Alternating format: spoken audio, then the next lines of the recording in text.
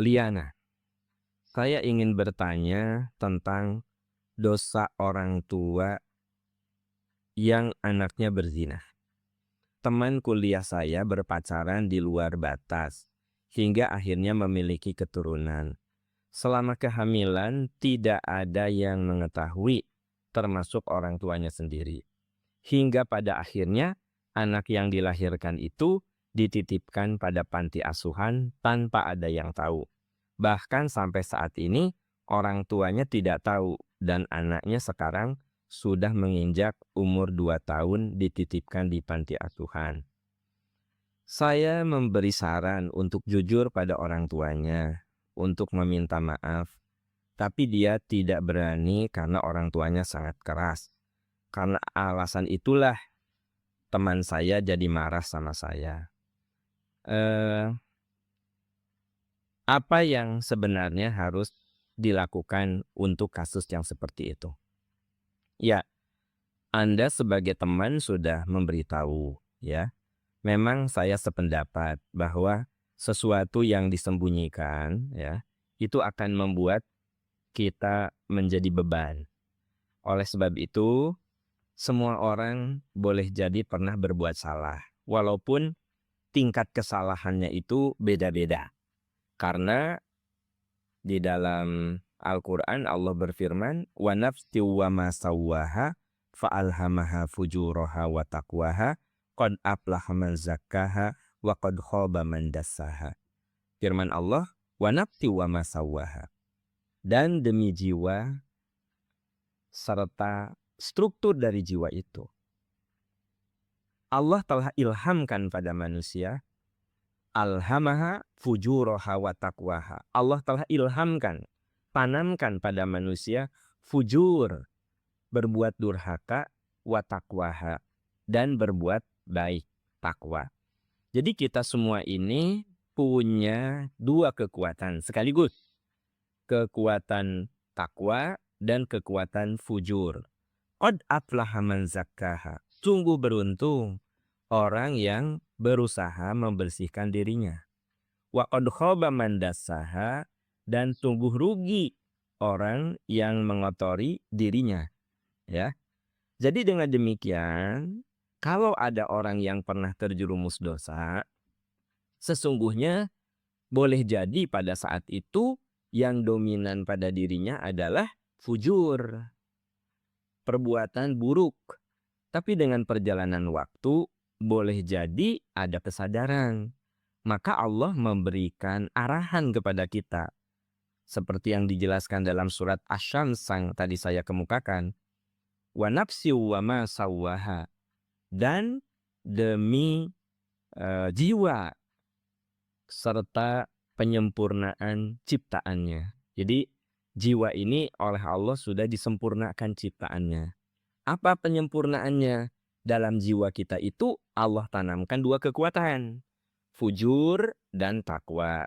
Lalu Allah berfirman, qad aflaha man zakkaha. Sungguh beruntung orang yang mensucikan diri, wa qad khaba man dassaha. Sungguh rugi orang yang mengotori diri. Nah, oleh karena itu, Mojang-bujang, sekiranya kita pernah khilaf, pernah terjerumus dosa, ya. Nah, itu menunjukkan bahwa dominasi fujur lebih menguasai diri kita. Nah, sekarang kan baru sadar itu salah, ya. Memang sebaiknya adalah bertobat. Sewajibnya bertobat. Nah, bentuk pertobatan itu bukan hanya mohon ampun kepada Allah, karena ini kaitannya juga dengan masalah keturunan, maka sebaiknya bercerita saja kepada orang tuanya. Mau dimarahin, mau ditempeleng, mau di apapun, cerita. Kenapa? Karena ini kaitannya dengan masalah keturunan. Ya, Anda tidak menyebutkan ini anaknya laki atau perempuan. Sekiranya anaknya ini perempuan, kan nanti harus ada wali. Ke depan 20 tahun ke depan, 23 tahun ke depan dia ada jodoh, kan harus ada walinya. Ya. Nah, jadi memang apa yang Anda sampaikan pada teman Anda betul.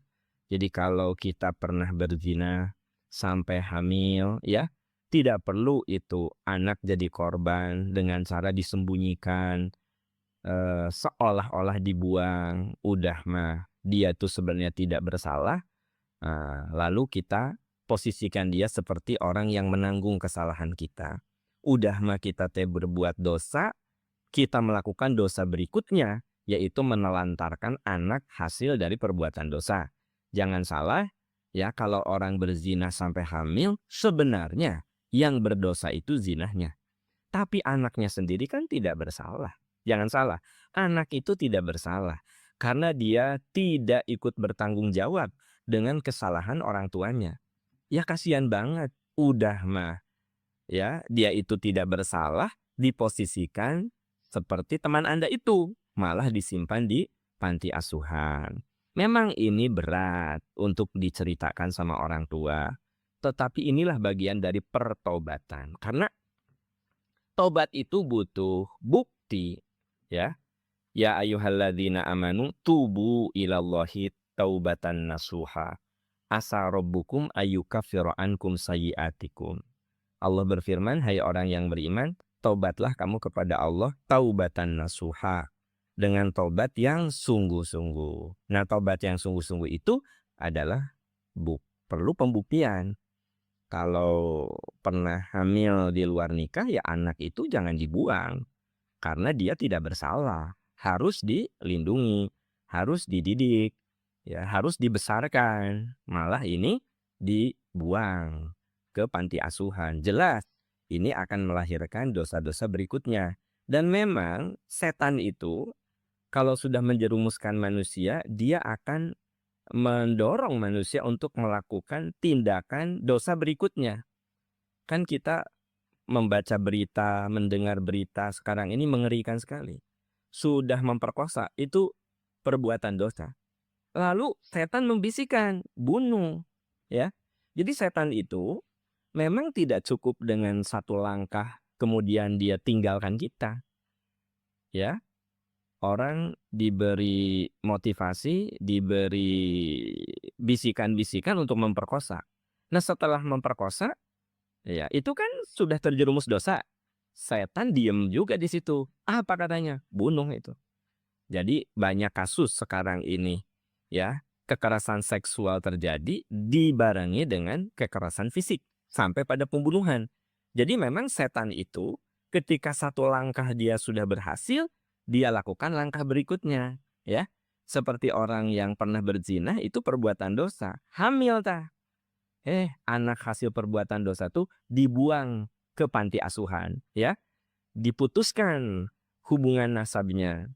Sampai si anak itu tidak tahu ayah dia siapa, ibu dia siapa. Itu kan langkah dosa berikutnya. Dan itu dosanya terus seumur hidup anak itu kalau kita tidak kemudian bertanggung jawab, gitu. Jadi memang apa yang Anda lakukan benar, tapi kalau dia marah, dia nggak mau terima, ya tugas kita makan cuma memberikan peringatan, ya. Kita mah cuma memberikan pemberitahuan bahwa setahu saya ini nggak boleh, bahwa kemudian orang itu tidak mau terima, ya lain soal. Makanya di dalam surat Al-Ghasyiyah ada kata-kata fadzakir innama anta mudzakir lasta alaihim bimusaitir illa man tawalla wa kafar. Kan itu jelas sekali ayatnya bahwa berilah peringatan karena sesungguhnya kamu hanya pemberi peringatan. Kamu bukanlah orang yang berkuasa atas mereka. Jadi tugas kita mah fadzakir, beri peringatan. Innama anta mudzakir. Kamu hanyalah pemberi peringatan. Lasta alaihim bimusaitir. Kamu tidak punya kuasa terhadap mereka. Yang dimaksud tidak punya kuasa terhadap mereka, apakah mereka itu mendengar panggilan kita atau tidak mendengar? Apakah berlomba dalam kebaikan atau lari dari kebaikan? Itu mah bukan wilayah kita. Lasta alaihim bimusaitir. Ya. Kamu tidak punya kuasa atas mereka. Nah, ini dalam dakwah harus begitu. Tugas kita menyampaikan, tugas kita mendakwahkan dengan santun. Ud'u ila sabili rabbika bil hikmah yang diterangkan di surat An-Nahl itu. Ajaklah ke jalan Tuhanmu dengan bijaksana. Wal mau'idotil hasanah, dengan kata-kata yang bagus. Ya, wajadilhum billati hiya ahsan. Dan kalau kamu berdebat, lakukan perdebatan itu dengan menjaga etika perdebatan. Ya, tugas kita segitu. Lalu apa? Fadzakir innama anta mudzakir. Beri peringatan. Sesungguhnya kamu hanya seorang pemberi peringatan. Lasta alaihim bimusaitir. Kamu tidak punya kuasa untuk membuat mereka harus seperti apa. Kita tidak punya kuasa. Saya menyampaikan materi-materi di sini. Saya hanya berkewajiban sebagai muslim untuk saling mengingatkan. Ya, karena seorang muslim itu wajib tawasau bil haq wa tawasau bis sabr. Saling menasehati dalam kebenaran. Nah, kita sedang saling menasehati dalam kebenaran. Nah, apakah orang yang mendengar materi ini berubah atau tidak? Apa firman Allah? Lasta alaihim bimusaitir. Kamu tidak punya kuasa. Nah, ada seorang istri cerita, aduh Pak Am, saya udah ngajak suami sholat teh meni susah teh. Padahal suami saya teh udah usia 50-an gerak. Anak-anak udah ada yang sarjana tapi sholatnya masih bolong-bolong. Saya bilang tugas ibu hanya menyampaikan. Fadzakir innama anta mudzakir. Kamu itu hanya penyampai, pemberi peringatan. Lasta alaihim bimusaitir. Kamu tidak berkuasa atas mereka. Pokoknya sampaikan dengan santun. Nah, Anda sudah melakukan yang benar. Menyampaikan pada teman Anda untuk berterus terang kepada orang tuanya, ya. Nah, kalau ternyata dia marah, ya bagaimana? Memang kita mah cuma menyampaikan itu, ya, gitu. Wallahu a'lam bishawab, ya.